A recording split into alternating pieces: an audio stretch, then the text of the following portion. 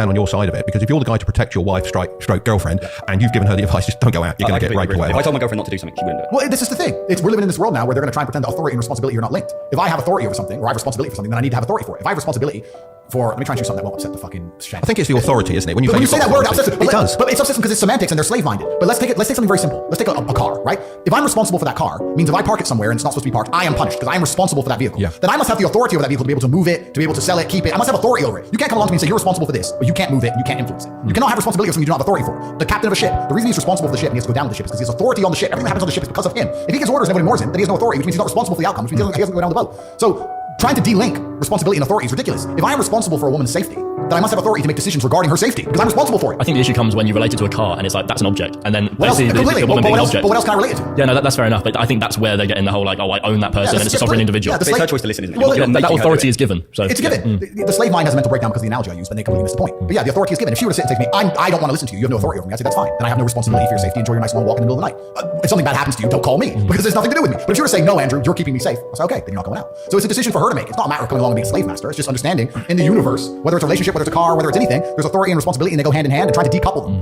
which is what they're trying to do in the modern world, to say that you're responsible for everything, you have no authority over anything. That's clown world, and that's what they're trying to slap on men now, especially in relationships and everything. You're responsible for everything, but you have no authority over any of it.